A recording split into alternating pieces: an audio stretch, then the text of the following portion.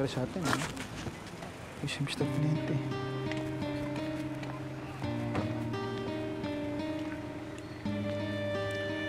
Sir, may order po sa amin na hindi na po kayo pwede pumasok. Ano? Pasensya na po kayo. Ano kalokohan to? Eh, dito ako nakatira eh. Napagutusan lang po kami, sir. Pagutusan lang po kami. Ano? Kanino utos to? Pagutusan lang po kami. Lola, ano naman ba to? Hindi ako pwede pumasok sa sarili kong bahay? Carlito, pinilit kong ibigay sa'yo lahat ng gusto mo. Pero yayaman din lamang na hindi ka makakasunod sa mga kagustuhan ko. Simula sa araw na ito, itinatakwil kita bilang apo.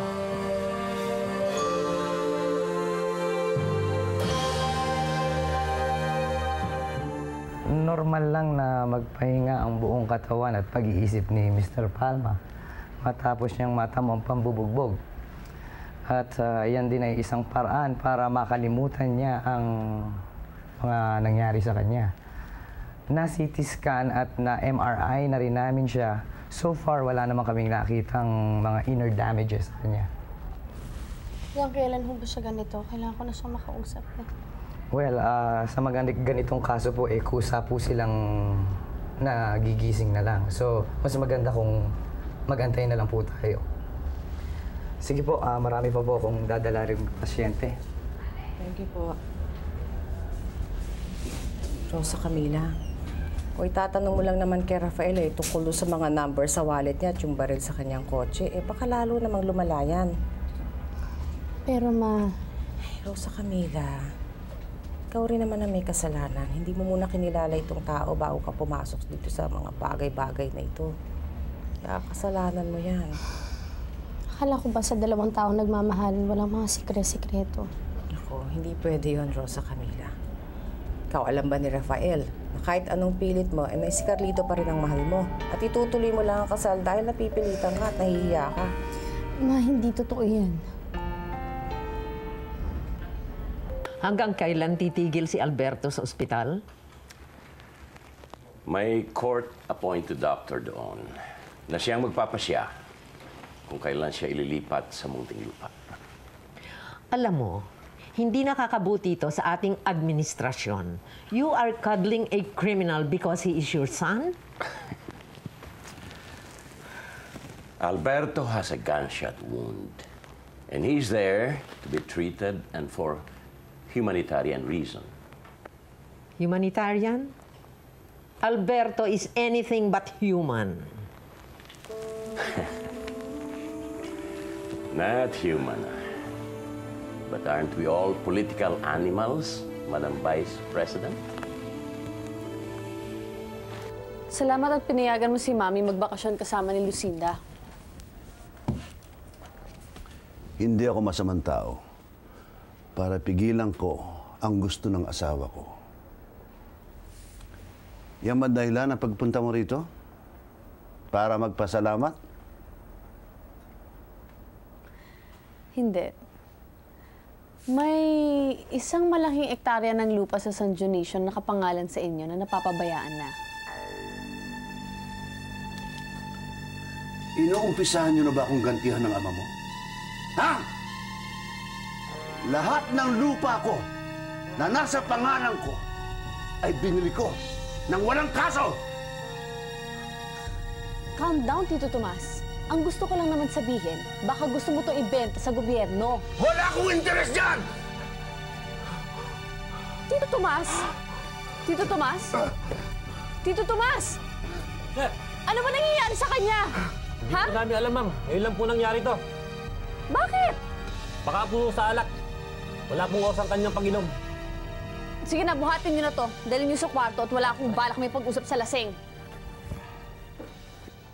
Oh. May isa nang sumagot sa akin dito. Yung isa dyan, supplier daw ng gulay sa restaurant ni Rafael.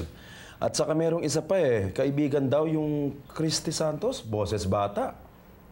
Tito Emil, wala akong naaalalang nabanggit si Rafael na Christy Santos na kaibigan niya. Kaibigan daw ng atin Rafael at saka, naku, hindi ko na inurirat pa. Kapangalan ng atin Rafael Kung gano'n na nakakausap niyo na pala iba, baka pwedeng huwag niyo na tanungin yung iba niyang kaibigan dahil tunay pala niyang kaibigan yan. Carlito, kasi hindi mo naiintindihan. Meron si Rafael na lumang numero ni Phoebe. Oh, baka minsan napagbantaan siya kaya sinave na rin niya yung number. Oh, yun na nga nasa isip ko eh. Ayaw maniwala ni Rosa Camila eh. O, eto na lang. Si Rafael wala siyang license to carry, pero bakit may barrel shots, may fingerprints pa niya? Rosa Camila, ako rin naman may baril pero hindi ko dinadala. Hindi ko nalalabas. Alam mo naman yung buhay natin delikado eh. Si Rafael nga, ngayon pa lang niya dinaranas yung mga ganyan eh. Tayo, alos lagi na tayo na pagbabantaan. Ewan ko, hindi ko na rin alam. Charlie, would you like to live with me for a while? Kahit mga ilang araw lang, papayagan mo kami. Basta magpaalam ka lang, sabihin niyo kung saan pupunta, papayag naman ako eh. Sa bagong kondo na binili ko, hindi na kasi sa bahay nakatira eh. Tinakwil lang ni Lola. Naku. Finally. Parang si Rosa Camila din dati nung tinakbo ni President Montemayor.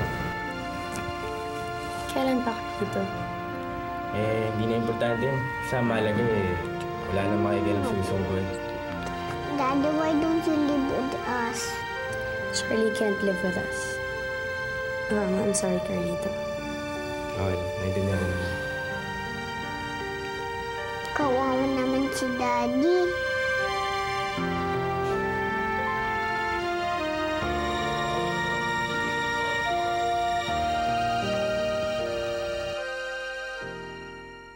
Kung mawawala ka, di na iibig pa.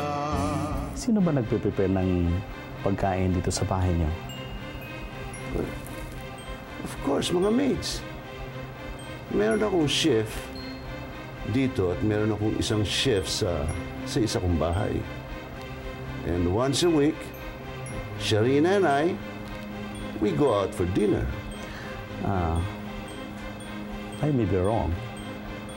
That's why I want you to have an extensive checkup. But I think...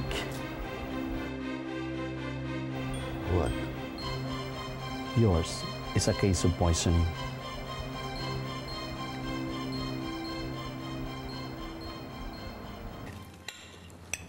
May grupo nun sa batch ko na tinatawag na Sentinels. Ang tayong layunin nun ay tagapagbantayan ng mga batas lagi ang susunod. Hindi yung personal na ambisyon ng mga namumuno sa gobyerno. Na-encounter ko na to nung press secretary ako. But I never really thought that such a group could exist. They are sworn to secrecy, Amanda, but they exist. Sila nga ngayon ang nagdedepensa sa akin bilang pagkakahirang ko, bilang isang chief of staff. Maraming senior officers ang nagpapasaring sa akin. Tell us more about these Sentinels.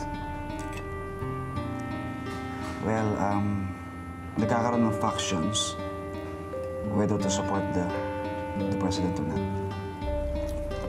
This early, nagkakaroon ng factions sa military?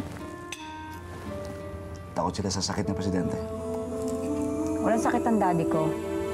General Alegre, are you one of them?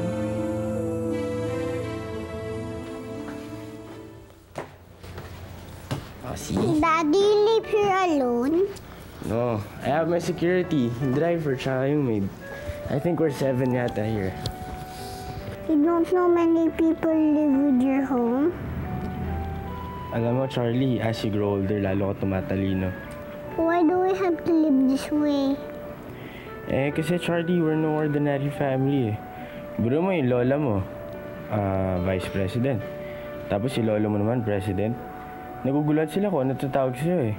First great-grandson o second great-grandson. Gulo ng buhay natin, no? Opo. What about you and Mommy? I want to sit together and you. Basta I promise you, maayos natin yun.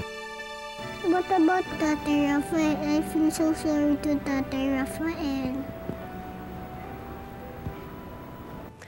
Nanaog na ang desisyon ng Korte Suprema hinggil sa mga unang kasong kinasangkutan ni Alberto Montemayor. Ang pagkapatay sa aking anak at sa aking manugang, ang assassination attempt sa iyon noon. And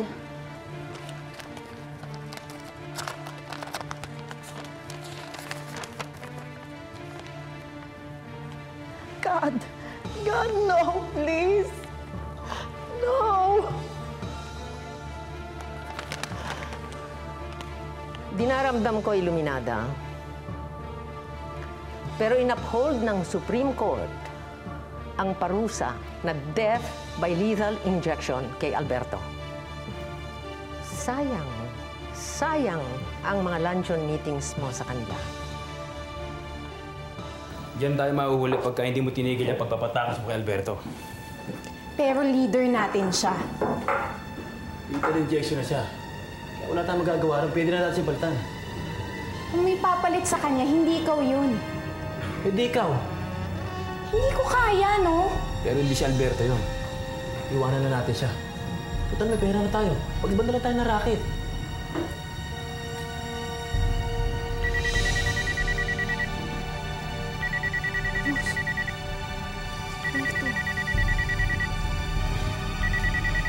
Iwanan na natin siya.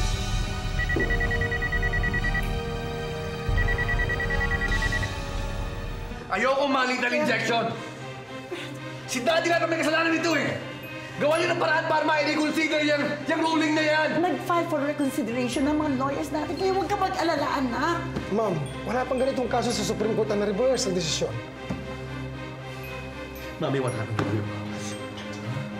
Bakit hindi mo man lamang kung itong sentence ko? Why don't you get me a pardon? I want a pardon from Daddy! Lahat ginagawa ko na, anak. So well, it's not enough! Calm yourself, you're doing more damage. I don't think it's not enough! Get me out of here! Get me out of here!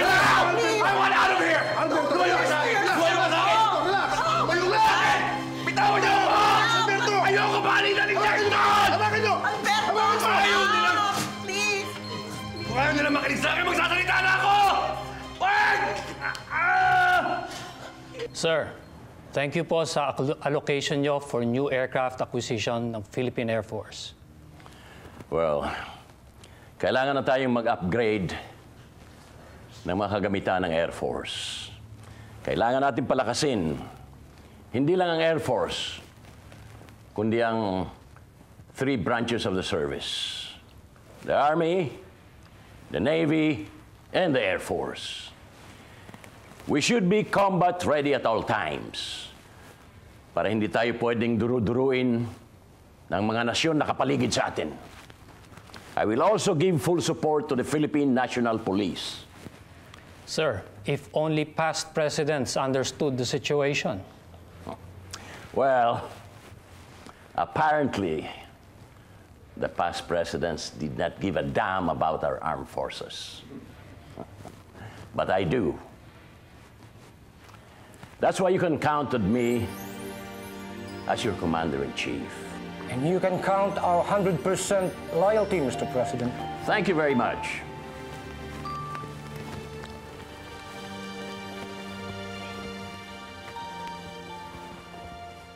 Now, tell me, what do you know about the Sentinels? Mr. President, I can assure you there are no sentinels in our ranks.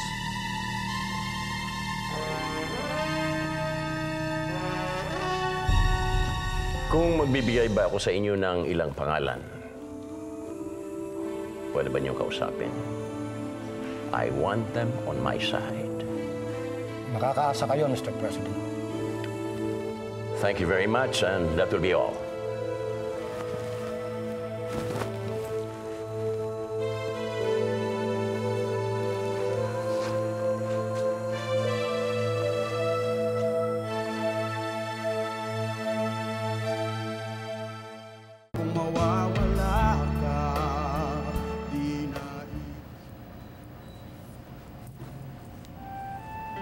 Inaayos mo na naman yung gamit mo. Eh, para handa na ma, para pag nagkaroon ng malay si Rafael. Bago ko itanong sa kanya yung tungkol sa wallet at sa baril, hihingi muna ako ng araw para matuloy na yung kasal. Hindi ba ikaw dapat humingi ng magsabi ng araw sa kanya kung kailan mo gusto ikasal? Siguro mas okay na yan na siya na magbigay ng araw. Dahil ba to sa sinabi ni Charlie tungkol sa hitsura ng pagmumukha ni Rafael? Ma, hindi. Kahit ano pang itsura ni Rafael, kahit ano pa nangyari sa kanya, wala akong pakialam. Pagpapakasal pa rin ako sa kanya. Rosa Camila, alam mo ba, hindi ako naniniwala sa'yo.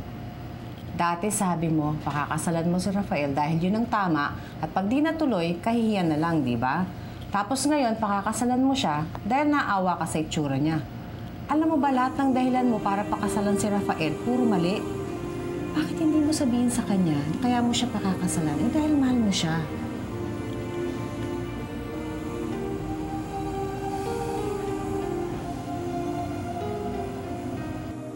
Alberto, pumayag ang Bureau of Prisons na sa nare-request mong interview. Pero may limitasyon. Lalo pat ngayon, may bagong kaso na naman kayo ni PB Valiente doon sa ginawa niyong hostage situation. Alam mo, mapagbigyan nila ako magsalita. Kahit ang limitasyon pwede nang ibigay sa akin. Ang legal counsel mo magsasalita para sa'yo. Pwede. Pwede yung live interview.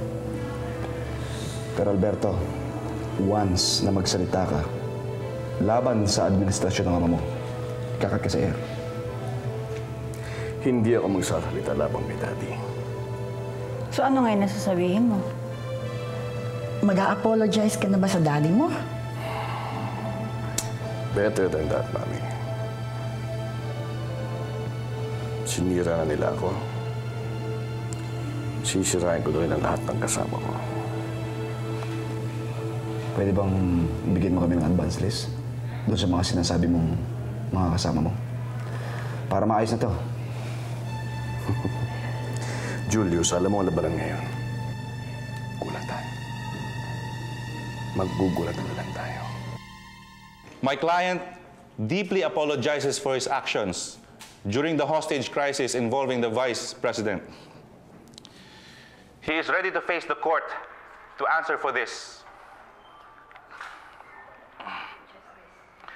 But then he believes that justice must be applied to everyone.